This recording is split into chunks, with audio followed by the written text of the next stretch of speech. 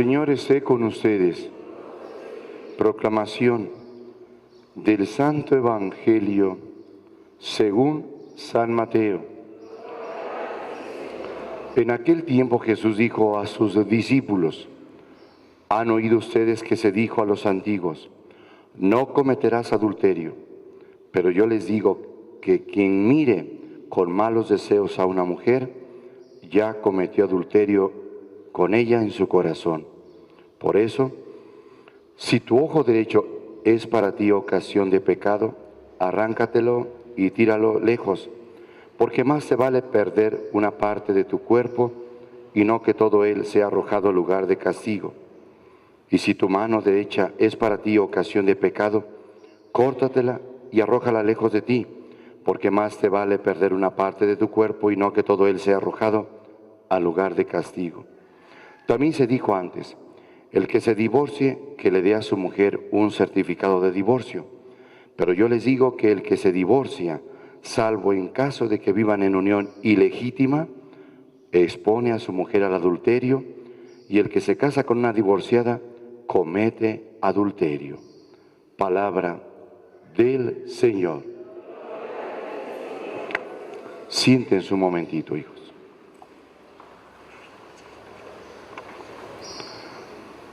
Al escuchar la primera lectura, aparece la figura de Elías y Dios que le va a hablar. Pero, ¿por qué se escondió Elías en esa cueva? Elías estaba muy triste y preocupado porque él puso a prueba a los sacerdotes paganos. Sucede que el rey Ahab se va a casar con una mujer llamada Jezabel. Esta mujer es una mujer pagana y influye en él. Las influencias de ella para con él es que le dé culto a sus ídolos o a sus dioses que ella trae o tiene. El rey, dejándose influenciar por ella, así lo hizo y se desvía de la voluntad de Dios. Si es el rey de Israel, entonces tiene que cumplir la voluntad de Dios, del único Dios verdadero. Pero empezó a echarse a perder y se dejó influenciar, pues, casándose con esa mujer pagana que no era judía. Esa mujer pagana que tenía otras costumbres, sus ídolos y demás. Bueno, pues entonces ella supo cómo meterse para poderlo manipular, y lo hizo. Ante ese arrastre de la gente, viendo al rey que daba culto a otros ídolos y que él mismo lo estaba promoviendo, entonces llega el momento en que el profeta pues ya no soporta. Durante esos días que se ha cruzado por esas fiestas, hubiéramos escuchado precisamente ese pasaje, pero no lo escuchamos porque pues ayer fue la fiesta de Jesucristo, sumo y eterno sacerdote, y nos brincamos esa parte. Por eso continuamos, como ayer fueron lecturas especiales, pues entonces nos brincamos esa parte. Pero quiero que retomemos para poder entender ese pasaje. Así es de que el profeta, molesto, dice: pues vamos viendo cuál es el Dios verdadero, si son sus ídolos o es el único Dios verdadero de Israel. Y dicen que nos pongan 2 novillos, vamos a partirlos a la mitad, vamos a poner un altar, cada uno háganlo. Y le aceptaron ese reto. Hicieron el altar los paganos, los sacerdotes paganos. Eran 450 sacerdotes paganos. Y solamente era Elías, pues se sentía solo. Y decir, todos ellos y él, pero él siempre confió en Dios. Pues sucede entonces que hicieron el sacrificio, agarraron los 2 novillos, los partieron a la mitad, los pusieron arriba de las piedras y empezaron a danzar. Bueno, para no alargarnos, tanto danzaron todo el día, muy temprano, pleno sol, y no pasaba nada. Sucede entonces que los sacerdotes paganos, elegidos por la reina Jezabel, esposa del rey Ahab, rey de Israel, pues no pasaba nada. Y entonces Cayó la tarde y nada y nada. Pero el profeta se burlaba de ellos. Pues griten más fuerte a sus dioses, a lo mejor están ocupados en otras cosas y ni siquiera los escuchan. Griten más fuerte. Y aquellos se golpeaban, se cortaban, se sangraban, danzaban alrededor de aquellas dos víctimas. No pasaba nada, no pasó nada. Muy bien, dijo el profeta, como no pasó nada, pues ahora sigo yo. Trajeron los novillos, los partieron, los puso a la mitad, hicieron una acequia llena de agua alrededor del altar de piedras, le llenaron de agua, echaron agua sobre los animales, sobre las piedras y todo. Ahora entonces, pero no era un pequeño altar, si eran dos novillos, eran dos animales grandes, así de que el altar era grande. Todo pues empaparon. Quedó aquello lleno de agua y la acequia llena de agua. Entonces Elías le dijo a Dios, Señor, quiero pedirte por favor que me concedas que les manifiestes a este pueblo que se ha alejado de ti, que se ha ido con otros ídolos, que te ha traicionado, que les demuestres que tú eres el único Dios verdadero y que no hay otro Dios en Israel, y que en el mundo en que no existe ningún otro Dios, que solamente existes tú como único Dios verdadero. Y entonces él siguió en oración, bajaron, empezaron los animales a dar vueltas para los buitres a poder querer comerse aquellos animales, y los espantaba y él seguía haciendo oración. Así es de que ve como del cielo, en un momento de oración, cayó fuego sobre aquellos animales, los quemó, secó todo el agua que había en la acequia, todo, y se consumió. Los sacerdotes quedaron sorprendidos, sacerdotes paganos, y Elías les manifestó que no había otro Dios, que era el único Dios y que podían ver la prueba. Llegó a oídos de la reina Jezabel y fue cuando le dijo el rey Ahab a la reina lo que había pasado. Juro que mañana mismo no pasará y ese hombre debe de morir. Por eso un ángel le dijo a Ahab, a Elías, vete al monte Oreb, escóndete porque te va a querer matar. Así lo hizo y se fue. Esa cueva, vuelvo a repetir, monte Oreb o monte Sinaí, donde Dios le dio las tablas de la ley a Moisés. Allí se escondió hasta que Dios le habló. Y es la escena que hemos escuchado ahorita. ¿Qué haces ahí en esa cueva? Primero Dios le habla y le dice, sal a la puerta de la cueva, el Señor va a pasar.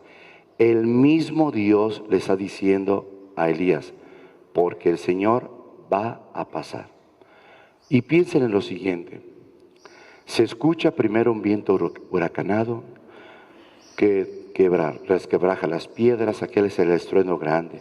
Y luego después viene un terremoto y no estaba el Señor ni en el viento huracanado, ni tampoco en el terremoto, que era aquello impresionante.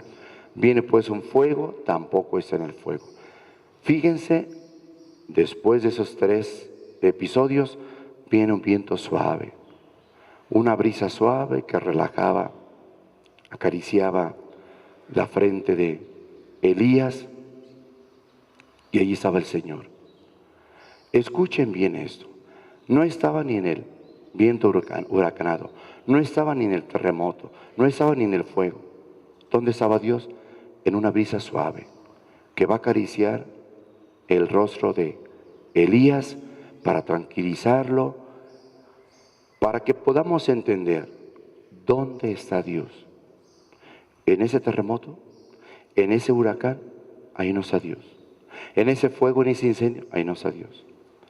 Entonces aprendemos una cosa, cuando la gente se cuestiona ante las desgracias y demás efectos naturales, ¿dónde está Dios? ¿Por qué tanta destrucción? ¿Por qué tanta muerte? Ahí no está Dios. Entonces, tantas veces que injustamente hemos juzgado a Dios, ¿por qué Dios permite esto? ¿Por qué Dios? Si Dios es así, ¿por qué Dios no podía frenar esto? Repito, terremoto, viento huracanado y fuego, no apareció Dios. Ahí Dios no estaba, así lo dice la Escritura. Dios está en la brisa suave, en una tranquilidad, en lo que da seguridad para acariciar a sus hijos. Pero Dios no estaba en las desgracias. Para que podamos entender, que quede claro que Dios no estaba ahí y no debemos de juzgar, porque siempre en las desgracias le echamos la culpa a Dios. Y Dios no está ahí. ¿Son efectos naturales? Sí, efectos naturales. Recuerden aquel fuerte viento en medio del mar donde los mismos apóstoles estaban a punto de hundirse y hasta que le hablaron a Cristo Jesús y enmudeció el mar y el viento y todo se tranquilizó. ¿Es el poder de Dios? Sí, pero que nos demos cuenta que en la misma naturaleza ahora comprendemos más que los efectos naturales nosotros mismos hemos alterado todo eso. Con la contaminación, la destrucción de los bosques y demás, el hombre mismo ha alterado la naturaleza. Por eso la naturaleza protesta de esa manera, por la contaminación, por el mal obrar del hombre, porque el mismo hombre está destruyendo la naturaleza y la naturaleza es la que protesta. Ante las pruebas que se hacen, pruebas de tantos cohetes y demás, como después vienen los terremotos, vienen los grandes temblores. ¿A quién echan la culpa? A Dios. Es el hombre que está violentando la naturaleza. La naturaleza protesta. Así cuando vemos que en las playas los fenómenos de tantos delfines que salen a morir en la orilla de las playas. ¿Por qué? Protestan porque han invadido su propio hábitat. Con tantas pruebas nucleares, los animales ya no soportan. Es el mismo hombre el que ha destruido todo eso. Y le echamos la culpa a Dios. ¿Y por qué pasa esto? ¿Y por qué Dios permite esto? ¿Y por qué? Porque es el hombre el que está haciendo mal uso de lo que Dios le dio. Eso es lo que debemos de entender. Dios, pues, ve como el hombre, al alejarse de él, comete muchas tonterías. Cuando no tiene temor de Dios, comete muchos errores. Por eso, ¿por qué venían desgracias 3 años y medio que no llovía en Israel? Precisamente por eso, porque se alejaron de Dios y no sabían ser agradecidos con Dios. ¿Fenómeno que se dio? Sí, pero Dios quiso que entendieran que todo eso pasaba porque vendría para demostrarles su hambre y sed de Dios. A la falta de profetas, no hacerles caso, venían sus desgracias en el pueblo, hambre y sed de Dios. Por eso la prueba fue la lluvia y como la gente tenía hambre, pero más que hambre para poder llenar su estómago, hambre de Dios. Sed de Dios. No llovía, pero era la sed de Dios. Por eso tenían que entender ellos que todo venía de Dios. Y esto pues, que el profeta está escondido, vean lo que le pide Dios. Sal de ahí. Le pide, ¿por qué estás ahí encerrado? El celo por tu amor me tiene aquí. ¿Cuál celo? Pues es que todos se han abandonado. No. Si seguimos leyendo, Dios le dice, me quedan 7,000 personas que yo he reservado y que creen en mí y confían en mí en medio del pueblo de Israel. No todos me han abandonado. Hay 7,000. Y si habla de 7,000, recordemos que 7,000, el número 7 es perfección. ¿De acuerdo? Es perfección. Así es de que Dios quiere, le dice a Elías, hay 7,000 personas que todavía están esperando mi servicio, están confiando en mí, de manera que ellos no los he perdido. Ellos siguen creyendo en mí y siguen confiando en mí. Yo me los he reservado para mí. Por lo tanto, regresa. Regresa, vuelve a encaminarte y ve a Damasco. Te diré lo que tienes que hacer. Tienes que elegir a quien yo te diga como rey de Siria. Y empieza a decirle a quien nombrará como su sucesor. Viene ya tu sucesor. Y el nuevo sucesor tuyo, que será el profeta que te va a sustituir, será Eliseo. Ve y úngelo. Ve, unge también al rey, al quien será el rey de Siria. Son las palabras, desencamínate a Damasco, dirígete a Damasco y haz esto que te digo. Es la misión que le va a tener, pero ya viene el momento en que Elías tendrá que partir. hacia Dios. Por eso le dice que prepare a Eliseo, que será su sucesor. Pero recuerden bien, el mismo Elías estaba en la cueva porque le molestaba la manera como habían traicionado a Dios. Él decía, tengo celo por el amor que nos tienes, mas sin embargo el pueblo te ha traicionado. O sea, me duele lo que te han hecho.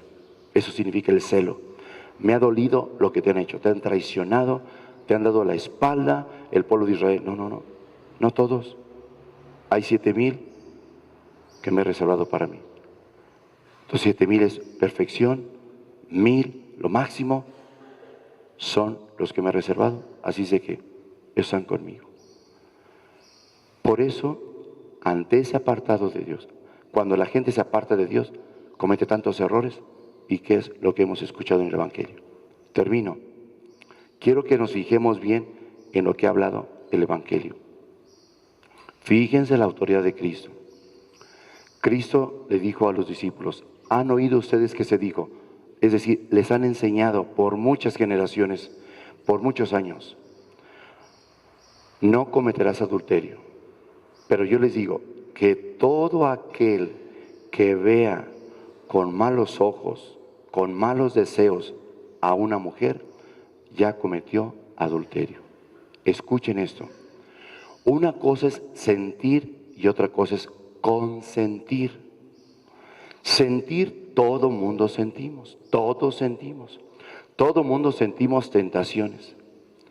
Pero el consentir es echar a andar mi imaginación y aferrarme a esa imaginación y pensar y dar vueltas y vueltas y esto y empezar a echar a volar mi imaginación, sabiendo que estoy mal, la echo a andar. El pecado no es tanto la tentación, el pecado es caer en la tentación. Por eso Cristo está diciendo, el que mire con malos deseos a una mujer, la está deseando, deseo hacer esto, deseo eso, desear con ella, desear esto y eso y eso.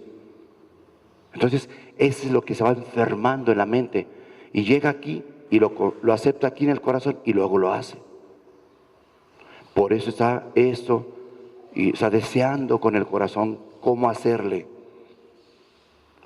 Por eso distingamos, todos sentimos y ese no es pecado. Pero no debemos de consentir, porque el consentir es muy distinto. Lo pensamos y lo sentimos con el corazón y es el deseo que se tiene de poder ofender. Por eso Cristo Jesús habla de eso. ¿Así les enseñaron? No, pero yo les digo en qué consiste su pecado. El pecado es este. Cometer adulterio es esto, desear, porque se estaban envenenando, haciendo daño en su propia mente. Se van enfermando y la enfermedad va destruyendo su propia vida espiritual. Y dice Cristo, por eso, si tu ojo te es ocasión de pecado, sácatelo. Cuando Cristo habla del ojo, de la mano o del pie, que mejor entres tuerto, que mejor entres manco, que mejor entres cojo al reino de los cielos, a que entres con tus 2 ojos, con tus 2 manos y con tus 2 piernas al lugar de castigo. A ver, lo que debemos de entender es que ni vamos a entrar con esos ojos, ni vamos a entrar con esas manos, ni vamos a entrar con los pies, porque el cuerpo se queda aquí. Lo que Cristo quiere que entendamos es que debemos de enseñarnos a sacrificar las partes de nuestros cuerpos que son débiles para no ofender a Dios con el pecado. Que seamos capaces de sacrificar nuestras miradas, nuestras acciones, nuestros actos, con tal de no ofender a Dios. Eso es lo que quiere que entendamos. Porque lo que el cuerpo pida, pues no. Es un sacrificio que el hombre tiene que entender, que tiene que sacrificarse cada día más. Y si el hombre conoce cuál es su debilidad, sacrifíquese, haga un esfuerzo. Por eso son los ojos partes importantes, las manos, los pies para desplazarnos, para poder agarrar las cosas y demás de las manos. Por eso Cristo lo que está diciendo es eso. Así como ves tus pies, tus manos, tus ojos, para ti son importantes, eso es más importante para mí, que te salves, que no te pierdas. Por eso sacrifica las partes de tu cuerpo que para ti son débiles, a robar, desplazarte para ir a hacer daño, tus miradas para poder estar viendo y estar solamente especulando y pensando qué hacer y cómo hacer. Sacrifícalo, haz un esfuerzo, sacrifícate en las partes de tu cuerpo que para ti son debilidad, para que no ofendas y no cometas pecado. Por eso, y vean cómo Cristo dice, pues haz un esfuerzo. ¿Por qué? Porque fíjate en las consecuencias. El que se divorcie y le dé a su mujer un certificado de divorcio, dice, ¿eso se los enseñaron? Sí. Y dijo Cristo Jesús, fíjense cómo son las cosas. Fíjense cómo une una cosa con otra para que entendamos a dónde nos lleva todo ese tipo de problemas. El enfermarnos, ¿a qué nos lleva? A enfermarnos de la mente, del corazón y a cometer otras tonterías.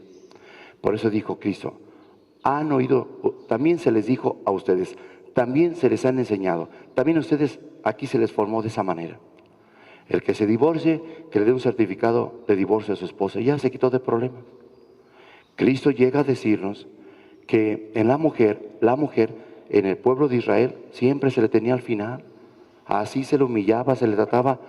No, Cristo llegó aquí para decir, el hombre y la mujer son iguales. Aquí no hay uno más ni uno menos. Por eso hay que recordar que cuando Dios creó al hombre y a la mujer, dijo que le sacó una costilla y luego cerró el cuerpo de Adán y de ahí formó a la mujer. Lo que el autor quiere decirnos es que Dios formó al hombre y a la mujer iguales. Cuando despertó Adán dijo, esa sí es carne de mi carne y hueso de mis huesos. Al decir, pues es igual que yo, pues claro, es igual que tú. ¿Cuál es la diferencia? Los dos con los mismos derechos y obligaciones, los dos con los mismos privilegios que Dios da para la salvación. ¿Cuál es el problema? Pero en el pueblo de Israel se fueron por otro lado, se desviaron de las enseñanzas de Dios y cometieron sus tonterías. Por eso es lo que Dios quiere que entendamos. Que en la misma sociedad hoy actualmente el hombre se empieza a desviar de Dios y a alejar de Dios y empieza a cometer tonterías y a hacer lo que le viene en gana a su comodidad. Cuando se aleja de Dios, hace lo que quiere y por eso se va destruyendo poco a poco. Va destruyendo su persona porque se aleja de Dios. Y como se aleja de Dios, pues yo voy a hacer esto. ¿Por qué? Porque yo digo. Pero se olvida de Dios y entonces comete injusticias y se va destruyendo poco a poco como persona. Por eso Cristo enseña, pues sacrifícate. No porque pues yo siento esto, pues al cuerpo lo que pida, por eso vamos a hacer esto. ¿Por qué? Porque el cuerpo lo que pida, respétame. Como escuchaba hace unos días en Monterrey, ¿verdad? Algunas personas que para poder protestar, derecho a que yo soy dueña de mi propio cuerpo, decían algunas mujeres. Y vengo precisamente a entregar mi carta para que se legalice y se pueda permitir una ley en la cual se me permita que yo soy dueña de mi cuerpo. Así es de que nadie puede decidir lo que yo hago y voy a hacer con mi cuerpo lo que me dé mi gana. Por eso es lo que dice Cristo. Cuando el hombre se aleja de Dios y no entiende lo que es la persona, lo que es la vida, lo que Dios ha dado, el hombre hace de su vida un desgarriate. Y él solo se permite que se le pisotee, él mismo permite todo. Por eso una cosa lleva con otra. Alejarse de Dios, el hombre se aleja y empieza a pensar como él quiere, a darle vuelo a la hilacha, a hacer lo que le viene en gana, a perjudicarse. Pero no solamente se perjudica a él, sino perjudica a los demás. Y es el caso, lo que viene a continuación. ¿Qué dijo Cristo?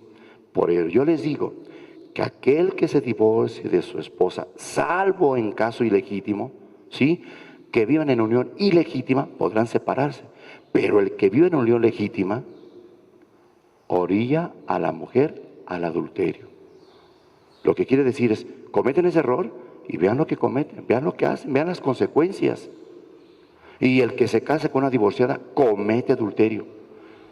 Si ustedes se fijan bien, lo que Cristo nos quiere enseñar es Se fijan cómo un pecado lleva otro pecado y otro pecado, y cómo se va arrastrando el pecado. Y el pecado, como dicen, lleva la penitencia, que es lo más claro. Todo pecado va acompañado de una desgracia. Así de fácil. Todo pecado va acompañado siempre de una desgracia. Y después vienen las desgracias y le echo la culpa a Dios. Pero no quiero ver que yo mismo originé todo ese mal. Es esto. Y vean cómo la misma palabra de Dios nos va hablando. Y si alguien vio eso, le preguntaban a una persona, oiga, ¿existe una ley? No, pues no solamente hay una ley para poder proteger los bienes materiales.